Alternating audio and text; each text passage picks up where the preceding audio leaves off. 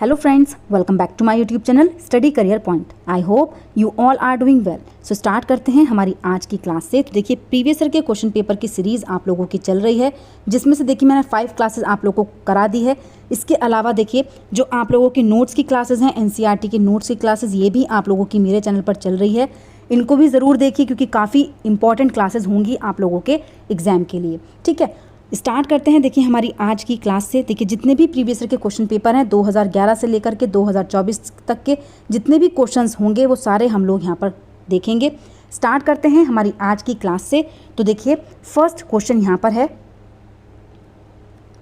कथन ए दिया गया है, विविध विद्यार्थियों की कक्षा में शिक्षकों को यथोचित स्वायत्तता देनी चाहिए और पाठ्यचर्या और आकलन प्रणाली को लचीला बनाना चाहिए। देखिए फ्लेक्सिबिलिटी की अगर बात होती है तो ये पॉइंट क्या हो जाता है, आपका पॉजिटिव होता है पेडागोजी में। तो कथन ए जो हो जाएगा वो बिल्कुल सही हो जाएगा कि बच्चों के लिए जो आकलन प्रणाली है, पाठ्यचर्या है, वो क्या होनी चाहिए, लचीली होनी चाहिए। ठीक है, तर्क दिया गया है, बच्चे बेहतर सीखते हैं जब वह प्रभुत्व लेते हैं और उनके सीखने की ज़रूरतों का समायोजन होता है। देखिए बच्चे बहुत अच्छे तरीके से सीखते हैं जब उनके सीखने की ज़रूरतों का समायोजन होता है। तो देखिए ये पॉइंट भी बिल्कुल सही हो जाता है और आर जो है वो ए की सही व्याख्या कर रहा है। ठीक है, तो यहाँ पर देखिए ऑप्शन नंबर 1 जो हो जाएगा वो बिल्कुल सही हो जाएगा। ए और आर दोनों सही हैं और आर जो है वो ए की सही व्याख्या कर रहा है। नेक्स्ट क्वेश्चन पर चलते हैं।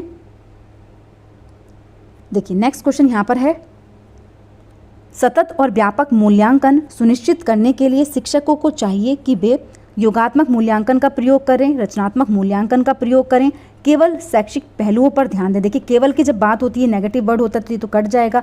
केवल पेपर पेंसिल, देखिए पेपर पेंसिल चीज़ों का आप लोगों को इस्तेमाल नहीं करना है। ठीक है, तो केवल क्या होता है, देखिए नेगेटिव वर्ड होता है केवल, देखते ही आप ऑप्शंस को डिलीट कर दें क्योंकि यहाँ पर देखिए पॉजिटिव चीज़ आपसे पूछी है और ये क्या हो जाता है, नेगेटिव हो जाता है। अब देखिए जब बच्चे का मूल्यांकन कर रहे हैं, कौन सा, कंटिन्यूअस, ठीक है, सतत कर रहे हैं, तो वहाँ पर क्या चीज़ होनी चाहिए, तो वहाँ पर जो हम असेसमेंट यूज़ करते हैं वो होता है रचनात्मक मूल्यांकन। कौन सा होता है, रचनात्मक मूल्यांकन। जो हम क्या करते हैं क्लास में जब हम बच्चों को पढ़ा रहे होते हैं उस बीच भी हम बच्चों से जब प्रश्न पूछते हैं तो वहाँ पर भी हमारा रचनात्मक मूल्यांकन यूज़ होता है। ठीक है, बीच बीच में टेस्ट लेते रहना बच्चों का, वो भी क्या होता है, फॉर्मेटिव असेसमेंट होता है। और समेटिव असेसमेंट जो होता है ये एनुअल होता है। क्या होता है, एनुअल। ठीक है, जो लास्ट में कराया जाता है, ईयर के लास्ट में जो कराया जाता है वो होता है समेटिव असेसमेंट। तो यहाँ पर जो करेक्ट आंसर हो जाएगा वो हो जाएगा ऑप्शन नंबर 2। ठीक है, नेक्स्ट क्वेश्चन पर चलते हैं।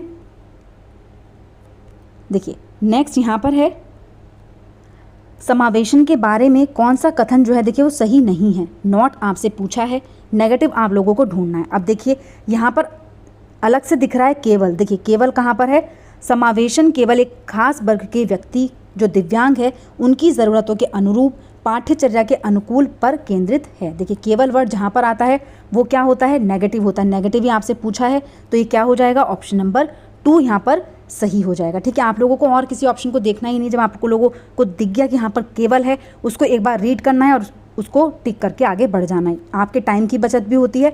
और देखिए पॉजिटिव टैग वर्ड्स और नेगेटिव मैं आप लोगों को इसलिए बार बार बता रही हूँ क्योंकि ये काफ़ी यूज़फुल होते हैं आप लोगों के एग्जाम में। ठीक है, और जब आप क्वेश्चंस की प्रैक्टिस करते हैं तो आप लोगों को ये चीज़ें अपने आप से भी याद हो जाती हैं कि कहाँ पर हमें कौन से ऑप्शन को नेग्लेक्ट करना है। नेक्स्ट क्वेश्चन पर चलते हैं। कथन ए यहाँ पर दिया गया है, शिक्षकों को बच्चों को चर्चा व संवाद करने के बहुत से मौके देने चाहिए। देखिए बिल्कुल सही है, जब बच्चे को आप लोग चर्चा और संवाद करने का मौका देते हैं तो बच्चे का जो अधिगम होता है वो क्या होता है, अर्थपूर्ण होता है। तर्क दिया गया है, अर्थपूर्ण अधिगम की प्रक्रिया में दूसरों से अंतः क्रिया करना शामिल है। देखिए जब हम अपने सहपाठी के साथ, जो हमारे साथ में जो हमारे फ्रेंड्स होते हैं, जब उनके साथ हम अंतः क्रिया करते हैं, उनके साथ प्रश्न करते हैं, संवाद करते हैं, फिर डिस्कशन करते हैं, तो वहाँ पर जो हमारा अधिगम होता है वो क्या होता है, अर्थपूर्ण होता है। तो देखिए दोनों ही पॉइंट यहाँ पर बिल्कुल सही हैं और आर जो है वो सही व्याख्या कर रहा है ए की। ऑप्शन नंबर 1 जो हो जाएगा यहाँ पर बिल्कुल सही हो जाएगा। नेक्स्ट क्वेश्चन देखते हैं। देखिए नेक्स्ट क्वेश्चन यहाँ पर है, शिक्षकों को इस विश्वास को बढ़ावा देना चाहिए कि अधिगम एक सक्रिय प्रक्रिया है। देखिए सक्रिय जहाँ पर है वो तो बिल्कुल सही है, दोनों में से कोई भी आंसर हो सकता है, लेकिन निष्क्रिय को आप लोगों को देखकर ही हटा देना है क्योंकि देखिए अधिगम में आप लोगों को एक्टिव प्रोसेस देखना है, ना कि पैसिव। ठीक है, तो पैसिव तो गलत हो जाएंगे, पैसिव तब होता जब आपसे नेगेटिव पूछा जाता। ठीक है, यहाँ पर क्या करना है, शिक्षकों के विश्वास को बढ़ावा देना है। तो एक सक्रिय प्रक्रिया है जिसका एक सामाजिक संदर्भ होता है, या फिर एक सक्रिय प्रक्रिया है परंतु उसका सामाजिक संदर्भ नहीं होता। तो देखिए यहाँ पर कौन सा पॉइंट है जो सही हो जाएगा, तो देखिए यहाँ पर जो करेक्ट आंसर है वो है, ये एक सक्रिय प्रक्रिया है जिसका एक सामाजिक संदर्भ होता है। ठीक है, तो ऑप्शन नंबर 1 जो हो जाएगा यहाँ पर सही हो जाएगा। ठीक है, नेक्स्ट क्वेश्चन पर चलते हैं। देखिए नेक्स्ट क्वेश्चन यहाँ पर है, शिक्षार्थी केंद्रित दृष्टिकोण में क्या शामिल है। देखिए जब हम बात करते हैं शिक्षार्थी की, वे विधियाँ जहाँ सीखने में शिक्षार्थियों की स्वयं की पहल और प्रयास शामिल होते हैं। शिक्षार्थियों के लिए शिक्षकों द्वारा निष्कर्ष निकालना, पारंपरिक व्याख्याएं विधियाँ, ठीक है, वे तरीके जिनमें पाठ्यपुस्तक सीखने का केंद्र होती है। देखिए पाठ्यपुस्तक केवल सीखने का केंद्र हो तो ये तो यहाँ पर गलत हो जाएगा। व्याख्यान, देखिए व्याख्यान लेक्चर जहाँ पर आता है या इंस्ट्रक्शन मेथड आता है वो भी क्या होते हैं आप लोगों के नेगेटिव हो जाते हैं। ठीक है, शिक्षार्थियों के लिए शिक्षकों द्वारा निष्कर्ष, केवल निष्कर्ष कंक्लूजन निकालना, तो ये भी क्या होगा यहाँ पर गलत होगा। देखिए शिक्षार्थी केंद्रित दृष्टिकोण में वे विधियाँ होनी चाहिए जहाँ सीखने में शिक्षार्थियों की स्वयं की पहल और प्रयास शामिल होते हैं। तो देखिए यहाँ पर ऑप्शन नंबर 1 जो हो जाएगा वो बिल्कुल सही हो जाएगा। नेक्स्ट क्वेश्चन पर चलते हैं। देखिए नेक्स्ट क्वेश्चन दिया गया है आकलन। देखिए आकलन क्या होता है, सीखने को सुनिश्चित करने के लिए तनाव और तनाव उत्पन्न करने के लिए करना चाहिए। देखिए तनाव उत्पन्न बच्चों के अंदर नहीं करना चाहिए, तो बिल्कुल गलत है। ये सीखने सिखाने की प्रक्रिया को बेहतर बनाने में मदद मिलती है। बच्चों के नामीकरण और उन्हें वर्गीकृत करने के लिए, देखिए नामीकरण, लेबलिंग, सेग्रीगेशन बच्चों का नहीं करना है। बच्चों में प्रतिस्पर्धा की भावना को सक्रिय रूप से बढ़ावा देना चाहिए। देखिए प्रतिस्पर्धा, कंपटीशन को बढ़ावा आप लोगों को बच्चों को नहीं देना है। ठीक है, तो ये पॉइंट भी यहाँ पर क्या हो जाएगा, गलत हो जाएगा। ठीक है, तो यहाँ पर कौन सा पॉइंट सही है, तो वो है ऑप्शन नंबर 2, सीखने सिखाने की प्रक्रिया को बेहतर बनाने में मदद मिलती है। नेक्स्ट क्वेश्चन पर चलते हैं। देखिए नेक्स्ट क्वेश्चन है, कथन ए दिया गया है, जीन पियाजे के सिद्धांत की एक प्रमुख आलोचना उनके द्वारा दिया गया विचार है कि बच्चे सक्रिय प्राणी हैं। देखिए बच्चे जो है सक्रिय प्राणी हैं, ये आलोचना नहीं है। ठीक है, क्या है, ये आलोचना नहीं है इनकी थ्योरी की, तो ये तो गलत हो जाएगा। यहाँ पर तर्क दिया गया है, बच्चे सूचना को निष्क्रिय रूप से ग्रहण करते हैं। देखिए जीन पियाजे के अकॉर्डिंग जो बच्चे हैं वो सूचना को एक्टिवली, ठीक है, एक्टिव रूप से ग्रहण करते हैं, सक्रिय रूप से, ना कि निष्क्रिय रूप से। तो देखिए ये पॉइंट भी यहाँ पर क्या हो जाएगा, गलत हो जाएगा। दोनों ही पॉइंट क्या हैं, यहाँ पर गलत हैं। ऑप्शन नंबर 4 जो हो जाएगा वो यहाँ पर बिल्कुल सही हो जाएगा। देखिए इनकी जो आलोचना है वो इन्होंने संस्कृति को ध्यान में नहीं रखा, ठीक है, सामाजिक चीज़ों को ध्यान में नहीं रखा, इस चीज़ के ऊपर इनकी आलोचना की जाती है, ना कि किस चीज़ के ऊपर कि बच्चे सक्रिय प्राणी हैं, जबकि बच्चे सक्रिय प्राणी ये तो इन्होंने अपनी थ्योरी में दिया है। नेक्स्ट क्वेश्चन है, देखिए निम्न में से कौन से युग्म का मिलान सही है। संवेदी चालक अवस्था, मूर्त समस्याओं पर तर्क, पूर्व सक्रियात्मक अवस्था, प्रतिवर्ती सोच व विकेंद्रीकरण, मूर्त सक्रियात्मक अवस्था, वस्तु स्थायित्व और जीववादी सोच, औपचारिक सक्रियात्मक अवस्था, अमूर्त सोच। तो देखिए यहाँ पर अगर हम बात करें सही मिलान की, तो देखिए ऑप्शन नंबर 4 जो है वो यहाँ पर बिल्कुल सही है। जो औपचारिक सक्रियात्मक अवस्था होती है, फॉर्मल ऑपरेशनल स्टेज होती है, इसमें अमूर्त सोच आती है, ये तो बिल्कुल सही है। अब देखिए जो मूर्त सक्रियात्मक अवस्था है, वस्तु स्थायित्व का गुण, जीववादी सोच जो है वो किस में आती है, वो प्री सक्रियात्मक, जो आप लोगों की पूर्व सक्रियात्मक अवस्था है इसमें आती है, तो ये पॉइंट तो यहाँ पर गलत हो जाएगा। और देखिए जो वस्तु स्थायित्व का गुण है वो तो बच्चे का संवेदी चालक अवस्था में ही आ जाता है। ठीक है, मूर्त समस्याओं पर तर्क, ये देखिए मूर्त स्टेज में आता है, तो यहाँ पर देखिए ये क्या हो गए हैं, रिवर्स हो रहे हैं, तो इसलिए यहाँ पर सारे ही मैचिंग क्या हैं, गलत हैं। सिर्फ कौन सा सही है, वो है ऑप्शन नंबर 4। नेक्स्ट क्वेश्चन पर चलते हैं।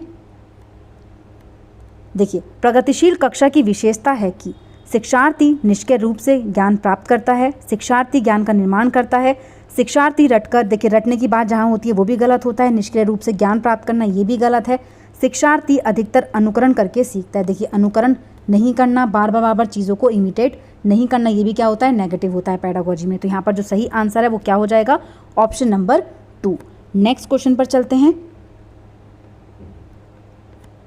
देखिए नेक्स्ट है, कथन ए दिया गया है, शिक्षकों को बच्चों की बुद्धि लब्धि IQ मापने के लिए बुद्धि लब्धि की मानकीकृत परीक्षाओं का इस्तेमाल करना चाहिए। तर्क दिया गया है, बुद्धि लब्धि को मापने वाली मानकीकृत परीक्षाएं बुद्धि की सटीकता से भविष्यवाणी कर सकती हैं। देखिए बुद्धि की भविष्यवाणी नहीं की जा सकती, ये भी गलत हो जाएगा यहाँ पर। और देखिए IQ मापने के लिए बुद्धि लब्धि की मानकीकृत परीक्षाओं का इस्तेमाल करना चाहिए, देखिए ये पॉइंट भी यहाँ पर गलत है। दोनों ही क्या हैं, बिल्कुल गलत हैं। ऑप्शन नंबर 4 जो है वो यहाँ पर सही हो जाएगा। नेक्स्ट क्वेश्चन पर चलते हैं। देखिए नेक्स्ट है, एक बच्चा तर्क देता है कि यदि कानून लोगों की ज़रूरतों को पूरा नहीं कर रहे हैं तो उन्हें आपसी सहमति और लोकतांत्रिक प्रक्रियाओं के माध्यम से बदला जा सकता है। यह बच्चा कोल वर्ग के नैतिक विकास की कौन सी अवस्था में आता है? तो देखिए, यदि कानून जो है वो लोगों की ज़रूरतों को पूरा नहीं कर पाते हैं तो वो आपसी सहमति और लोकतांत्रिक प्रक्रियाओं के माध्यम से बदला जा सकता है। कौन सी स्टेज में आता है? उत्तर पारंपरिक में, पूर्व पारंपरिक में, विषम नैतिकता या फिर स्वायत्त नैतिकता। तो देखिए कौन सा पॉइंट यहाँ पर सही है? तो ये जो स्टेज आती है ये आती है उत्तर पारंपरिक अवस्था में। ऑप्शन नंबर 1 जो हो जाएगा यहाँ पर बिल्कुल सही हो जाएगा। जो कानून वाली व्यवस्था है जो आप लोगों की लेवल 3 में आती है, ठीक है, यहाँ पर ये वाला जो हो जाएगा करेक्ट हो जाएगा। नेक्स्ट क्वेश्चन है, सामाजिक रचनात्मक परिप्रेक्ष्य के अनुसार भाषा सामाजिक पारस्परिक क्रियाओं के मौके प्रदान करके अधिगम को सुसाध्य बनाती है। चिंतन पर रोक लगाकर अधिगम प्रक्रिया में एक बाधक, देखिए बाधक नहीं बनती है। अधिगम की प्रक्रिया में निरर्थक है, ये भी गलत हो जाएगा। यहाँ पर नेगेटिव है, अवरोध पैदा करती है, ये भी यहाँ पर गलत है। कौन सा सही हो जाएगा? ऑप्शन नंबर 1 जो है वो बिल्कुल सही है। सामाजिक पारस्परिक क्रियाओं के मौके प्रदान करके अधिगम को सुसाध्य बनाती है। ठीक है, ऑप्शन नंबर 1 जो है वो यहाँ पर बिल्कुल सही है। नेक्स्ट क्वेश्चन देखते हैं। देखिए, लेव वाइगोत्स्की के अनुसार अर्थपूर्ण सीखने के लिए शिक्षकों को बच्चों को पाठ देना चाहिए, अनुकूलन सुनिश्चित करना चाहिए, इनाम देने चाहिए, फिर सजा देनी चाहिए। देखिए बार बार आप इनाम देंगे तो ये भी गलत है, सजा देंगे ये भी गलत है, अनुकूलन सुनिश्चित करना चाहिए ये भी यहाँ पर गलत हो जाएगा। लेव वाइगोत्स्की किस चीज़ की बात करते हैं? तो वो स्कैफ होल्डिंग की बात करते हैं, हिंट की बात करते हैं। तो यहाँ पर ऑप्शन नंबर 1 जो है वो बिल्कुल सही हो जाएगा। नेक्स्ट क्वेश्चन पर चलते हैं। देखिए, जिन व्यक्तियों में लय, ताल, स्वर, माधुर्य के प्रति संवेदनशीलता होती है उनमें कौन सी बुद्धि अधिक मात्रा में होती है? तो देखिए, जब जिन बच्चों के अंदर, व्यक्तियों के अंदर रिदम होता है, पिच होती है, टोन होता है, मेलोडी होती है, ये किस चीज़ के वो होते हैं? एग्जाम्पल ये होते हैं जिनके अंदर पाई जाती है म्यूजिकल इंटेलिजेंस। क्या होती है? संगीत में बुद्धि। देखिए, शारीरिक संवेगात्मक जो बुद्धि होती है डांसर्स के अंदर होती है। ठीक है, इंटरपर्सनल जो होती है, जब हम दूसरों की भावनाओं को समझ पाते हैं तो वहाँ पर होती है इंटरपर्सनल, और जब हम खुद की भावनाओं को समझते हैं वहाँ पर हो जाती है इंट्रापर्सनल। भाषाई बुद्धि कवियों के अंदर पाई जाती है, तो लिंग्विस्टिक इंटेलिजेंस किस में हो जाएगी? जब हम कवि की बात करते हैं, लेखकों की बात करते हैं। ठीक है, तो यहाँ पर कौन सा पॉइंट सही है? वो है ऑप्शन नंबर 1। नेक्स्ट क्वेश्चन पर चलते हैं। देखिए, पियाजे के अनुसार इनमें से कौन सा कारक संज्ञानात्मक विकास में महत्वपूर्ण भूमिका निभाता है? बात की गई है पियाजे के अनुसार गतिविधि, अनुकूलन, भाषा या फिर पुनर्वलन। देखिए, लैंग्वेज की बात कौन करते हैं? लेव वाइगोत्स्की करते हैं। ठीक है, इसके अलावा रीइंफोर्समेंट की बात जीन पियाजे नहीं करते हैं। एक्टिविटी, देखिए एक्टिविटी की बात कौन करता है? तो एक्टिविटी की बात करते हैं जीन पियाजे। तो यहाँ पर जो सही आंसर है वो क्या हो जाएगा? तो वो है गतिविधि, ऑप्शन नंबर 1। ठीक है, ऑप्शन नंबर 1 जो है वो यहाँ पर बिल्कुल सही हो जाएगा। नेक्स्ट क्वेश्चन पर चलते हैं। देखिए, माध्यमिक स्कूल में बच्चों के समाजीकरण में परिवार की भूमिका अनावश्यक हो जाती है, आरंभिक बचपन की तुलना में कम हो जाती है, आरंभिक बचपन की तुलना में बढ़ जाती है, या फिर आरंभिक बचपन के जितनी ही रहती है। देखिए, आरंभिक बचपन में जो भूमिका होती है परिवार की वो बहुत ज़्यादा होती है, लेकिन जब हम माध्यमिक स्कूल की बात करते हैं तो वहाँ पर आरंभिक बचपन की तुलना में कम हो जाती है। तो देखिए, ऑप्शन नंबर 2 जो होगा यहाँ पर वो सही हो जाएगा। अनावश्यक तो नहीं होती है, देखिए तो बिल्कुल ही गलत है। बढ़ जाती है जितनी उतनी ही रहती है, तो देखिए दोनों पॉइंट यहाँ पर ये गलत हैं। केवल ऑप्शन नंबर 2 ही यहाँ पर सही है। नेक्स्ट क्वेश्चन देखते हैं। देखिए, स्नेहा का कद बहुत तेजी से बढ़ रहा है। अब उसका हाथ उसकी लंबी अलमारी के हैंडल तक आसानी से पहुंच सकता है, जिससे वह बहुत आसानी से अलमीरा खोल सकती है। स्नेहा की कद में बदलाव को क्या कहा जा सकता है? तो देखिए यहाँ पर कौन सा पॉइंट है जो सही हो जाएगा? पाण बोलेंगे, वृद्धि बोलेंगे, सीखना बोलेंगे, या फिर अनुकूलन बोलेंगे। देखिए, जो उसका कद है वो तेजी से बढ़ रहा है, इसका मतलब क्या है कि उसकी ग्रोथ हो रही है। क्या हो रही है? वृद्धि हो रही है। ऑप्शन नंबर 2 जो हो जाएगा यहाँ पर बिल्कुल सही हो जाएगा। नेक्स्ट क्वेश्चन देखते हैं। देखिए, प्रत्येक बच्चे के विकास की दर गर्भधारण के समय निर्धारित हो जाती है और पर्यावरण इसमें ज़्यादा भूमिका नहीं निभाता। देखिए, आनुवांशिकता और पर्यावरण दोनों ही भूमिका निभाते हैं विकास की दर में, लेकिन यहाँ पर लिखा गया है कि भूमिका नहीं निभाता। इसके अलावा देखिए ये भी लिखा गया है कि गर्भधारण के समय निर्धारित हो जाती है। तो देखिए, गर्भधारण के समय हम विकास की दर को निर्धारित नहीं कर सकते हैं। ठीक है, तो दोनों ही पॉइंट यहाँ पर क्या है? ये गलत हैं। नेक्स्ट है, आनुवांशिकता और पर्यावरण की अंतःक्रिया के माध्यम से गतिशील तरीके से उभरती है। देखिए, जो बच्चे के विकास की दर है वहाँ पर आनुवांशिकता और पर्यावरण जो है इनका जो इंटरेक्शन होता है इसके माध्यम से ये गतिशील तरीके से उभरती है, तो ये पॉइंट बिल्कुल सही हो जाता है। विकासात्मक प्रतिमान को परख कर सटीक भविष्यवाणी, देखिए सटीक भविष्यवाणी हम नहीं कर सकते, विकास की दर की भविष्यवाणी बिल्कुल नहीं की जा सकती क्योंकि यह यादृच्छिक तरीके से होता है। देखिए ये पॉइंट भी यहाँ पर गलत हो जाएगा। तो यहाँ पर देखिए जहाँ पर भी आप लोगों को एनवायरनमेंट और हेरिडिटी दिया जाता है, इनकी अंतःक्रिया के साथ ही चीज़ें अच्छी होती हैं, बेहतर होती हैं। तो यहाँ पर विकास की दर के अकॉर्डिंग जो आंसर है वो क्या हो जाएगा, ऑप्शन नंबर 2। नेक्स्ट क्वेश्चन पर चलते हैं। देखिए कौन सा उदाहरण सहायकी तकनीकी का इस्तेमाल करते हुए विद्यार्थियों को गतिशीलता में मदद करेगा। तो देखिए कौन सा एग्जाम्पल है, छड़ी है, बेल प्रणाली है, श्रवण में मदद करने का उपकरण है या फिर आवर्धक लेंस है। तो देखिए कौन सा पॉइंट यहाँ पर सही होगा। तो देखिए बात करें हम किस चीज़ की, कौन से एग्जाम्पल की बात हो रही है, जो assistive technology to aid mobility, गतिशीलता में मदद करेगा, तो वो कौन सी चीज़ हो जाएगी, तो वो है ऑप्शन नंबर 1, ठीक है, छड़ी। नेक्स्ट क्वेश्चन पर चलते हैं। देखिए निम्न में से कौन सी प्रणाली विद्यार्थियों जिन्हें दृष्टिबाधिता है के लिए प्रभावी नहीं है। तो देखिए नहीं है, कक्षा में कम प्रतिबंधात्मक वातावरण सुनिश्चित करना, कक्षा में गैर ज़रूरी बाधाओं को हटाना, संरचनाओं को विविध तरीकों से प्रस्तुत करना, विद्यार्थियों के पृथक्करण को ध्यान में रखकर उन्हें हरदम अलग बिठाना। देखिए जब बात करते हैं हम सेग्रीगेशन की, ठीक है, तो सेग्रीगेशन क्या होता है, देखिए नेगेटिव वर्ड होता है पेडागोजी में, ठीक है। पृथक्कीकरण आप लोगों को बच्चों का नहीं करना, उनको सेग्रेट नहीं करना, लेबलिंग नहीं देनी है, ठीक है, ये सब क्या होते हैं, ये नेगेटिव वर्ड होते हैं पेडागोजी में। तो यहाँ पर ऑप्शन नंबर 4 जो हो जाएगा, गलत पूछा था, देखिए इन्होंने नेगेटिव पूछा था और नेगेटिव क्या हो जाएगा, ऑप्शन नंबर 4। नेक्स्ट क्वेश्चन है, देखिए बच्चों को नई अवधारणाओं से परिचित करवाने का क्या क्रम होना चाहिए। अज्ञात से ज्ञात होना चाहिए, उच्च क्रम से निम्न क्रम होना चाहिए, अमूर्त से मूर्त होना चाहिए, फिर सरल से जटिल होना चाहिए। देखिए कौन सा पॉइंट यहाँ पर सही हो जाएगा। जब हम बात करते हैं बच्चों को नई अवधारणाओं से परिचित करवाने की, तो देखिए वहाँ पर जब हम बच्चे को सिंपल टू कॉम्प्लेक्स लेकर के जाते हैं तो चीज़ें अच्छी तरीके से समझाई जा सकती हैं। तो यहाँ पर ऑप्शन नंबर 4 जो हो जाएगा वो बिल्कुल सही हो जाएगा, सरल से जटिल की ओर। नेक्स्ट क्वेश्चन पर चलते हैं। देखिए समाज की संस्कृति पुरुषों और महिलाओं की भूमिका निर्धारित करती है। इसका मतलब है जेंडर एक जैविक संरचना है, जेंडर एक सामाजिक रचना है, जेंडर अनुवांशिक कारकों से तय होता है, या फिर जेंडर न तो जैविक है और न ही सामाजिक। तो देखिए दोनों ये पॉइंट तो गलत हो जाएंगे कि जेंडर ना तो जैविक है और ना ही सामाजिक। देखिए जेंडर क्या होता है, एक सामाजिक संरचना होती है, सोशल कंस्ट्रक्ट होता है। तो यहाँ पर ऑप्शन नंबर 2 जो हो जाएगा वो बिल्कुल सही हो जाएगा। नेक्स्ट क्वेश्चन पर चलते हैं। देखिए रचनात्मकता क्या होती है, क्रिएटिविटी क्या होती है, कुछ ऐसा बनाने या फिर खोजने की क्षमता जो मौलिक हो, बिना बोर हुए किसी कार्य को बार बार करने की क्षमता, अंकों के अनुक्रमों को याद रखने की क्षमता, या फिर अभिसारी सोच करने की क्षमता। तो देखिए कौन सा पॉइंट यहाँ पर सही होगा।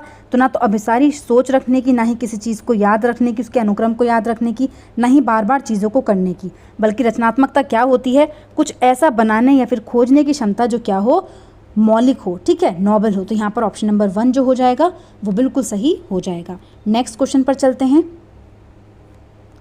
देखिए शिक्षकों को छात्रों को अपने विश्वास से अवगत कराना चाहिए कि क्षमता अनियंत्रित है, निश्चित है, वृद्धिशील है, पूरी तरह से बाहरी कारकों पर निर्भर है। तो देखिए कौन सा पॉइंट यहाँ पर सही होगा। तो देखिए यहाँ पर हो जाएगा कि इंक्रीमेंटल है, क्या है, वृद्धिशील होती है। ये विश्वास से अवगत कराना चाहिए शिक्षकों को छात्रों को, ठीक है। तो यहाँ पर ऑप्शन नंबर 3 जो है वो सही हो जाएगा। देखिए अनियंत्रित है, निश्चित है, या फिर बाहरी कारकों पर निर्भर करती है, तीनों ही यहाँ पर क्या हो जाएंगे, गलत हो जाएंगे। नेक्स्ट क्वेश्चन देखते हैं। देखिए महारत उन्मुख शिक्षार्थियों की क्या विशेषता है। पहला पॉइंट है विफलता का कम डर और क्षमता का बार्धिक दृष्टिकोण, विफलता का कम डर और क्षमता का स्थिर दृष्टिकोण। देखिए स्थिर तो यहाँ पर नहीं होगा, ठीक है, स्थिर तो यहाँ पर गलत हो जाएगा, ठीक है, स्थिर तो दोनों में ही गलत है। विफलता का उच्च भय और क्षमता का बार्धिक दृष्टिकोण। तो देखिए जो क्या होता है, मास्टरी ओरिएंटेड लर्नर होते हैं उनको लो फियर होता है फेलियर का, जबकि क्षमता का बार्धिक दृष्टिकोण होता है इंक्रीमेंटल व्यू ऑफ एबिलिटी। तो यहाँ पर ऑप्शन नंबर 1 जो होगा वो बिल्कुल सही होगा। इसके अलावा तीनों ही ऑप्शंस क्या हैं, ये गलत हैं। नेक्स्ट क्वेश्चन देखते हैं। देखिए कक्षा में मौलिक रूप से खोज एवं चिंतन को बढ़ावा देना बच्चों को प्रभावी समस्या समाधानकर्ताओं बनने के लिए प्रेरित करता है। सामाजिक संरचनावाद कक्षाओं के निर्माण में अवरोध पैदा करता है। देखिए अवरोध तो पैदा नहीं करता है, नकारात्मक प्रभाव भी नहीं डालता है। चिंतन को बढ़ावा देने से ध्यान हटाता है। देखिए चिंतन को बढ़ावा देने से ध्यान हटाता है, ये भी यहाँ पर क्या होगा, गलत होगा। जो सही पॉइंट है वो है ऑप्शन नंबर 1, बच्चों को प्रभावी समस्या समाधानकर्ताओं बनने के लिए प्रेरित करता है। नेक्स्ट क्वेश्चन है, देखिए शिक्षक बच्चों को आंतरिक रूप से अभिप्रेरित शिक्षार्थी बनने के लिए कैसे प्रोत्साहित कर सकते हैं? पुरस्कार दे करके, सजा दे करके, निष्क्रिय अनुसरण को प्रोत्साहित करके, या फिर सीखने की खुशी पैदा करके। देखिए पुरस्कार आप लोगों को बार बार नहीं देना, सजा नहीं देनी है। निष्क्रिय, देखिए अगर यहाँ पर एक्टिव होता तो एक बार के लिए सही हो जाता, लेकिन यहाँ पर निष्क्रिय है तो ये क्या है, यहाँ पर गलत है। तो जो सही पॉइंट है वो क्या हो जाएगा, by creating Joy of learning, ठीक है, सीखने की खुशी पैदा करके। ऑप्शन नंबर 4 जो हो जाएगा यहाँ पर बिल्कुल सही हो जाएगा। नेक्स्ट क्वेश्चन पर चलते हैं। देखिए निम्न में से कौन सी एक प्रभावी समस्या समाधान रणनीति है? पहला पॉइंट है अनुरूपी सोच, सेकंड पॉइंट है प्रक्रियात्मक स्थिरता, थर्ड है अभिसारी सोच और फोर्थ है कलन विधि। तो देखिए कौन सा पॉइंट यहाँ पर सही होगा। अब देखिए बात कर रहे हैं यहाँ पर प्रभावी समस्या समाधान रणनीति की, तो देखिए यहाँ पर अनुरूपी सोच ये भी सही हो जाएगा और कलन विधि भी यहाँ पर बिल्कुल सही होगी। लेकिन प्रकार्यता, स्थिरता, अभिसारी सोच इसका यहाँ पर कोई यूज़ नहीं है, तो ऑप्शन नंबर 2 जो हो जाएगा यहाँ पर बिल्कुल सही हो जाएगा। फर्स्ट और फोर्थ क्या है यहाँ पर सही हैं, ठीक है। नेक्स्ट क्वेश्चन पर चलते हैं। देखिए लास्ट है ये क्वेश्चन, समकालीन शिक्षा की नीतियाँ जैसे नई शिक्षा नीति 2020 का प्रस्ताव है कि सीखना होना चाहिए स्मरण आधारित, पाठ्य पुस्तक केंद्रित, अनुभवात्मक या फिर परीक्षा उन्मुख। देखिए केवल एग्जाम ओरिएंटेड हो ये भी गलत है, केवल टेक्स्ट बुक सेंट्रिक हो ये भी गलत है, रिकॉल बेस्ड हो मतलब रट्टाफिकेशन आप बच्चे को करा रहे हैं, स्मरण करा रहे हैं, तो ये भी क्या होता है यहाँ पर नेगेटिव होता है, ठीक है। तो जो सबसे बेस्ट आंसर यहाँ पर हो जाएगा वो क्या हो जाएगा, अनुभवात्मक, एक्सपीरियंशियल होना चाहिए, ठीक है। ऑप्शन नंबर 3 जो है वो यहाँ पर बिल्कुल सही है। तो देखिए आज की क्लास में जितने भी क्वेश्चंस मैं आप लोगों के लिए लेकर के आई थी, सारे क्वेश्चंस मैंने आप लोगों को करा दिए हैं। आई होप आप लोगों को चीज़ें समझ आई हों, ठीक है। तो आज की क्लास यहीं पर कंप्लीट करते हैं। अगर आप लोगों को मेरी क्लास अच्छी लगी हो तो प्लीज़ मेरे चैनल को लाइक करें, सब्सक्राइब करें और शेयर करें। ऐसी ही और वीडियोज़ के लिए मेरे चैनल पर बने रहिए। Thank you.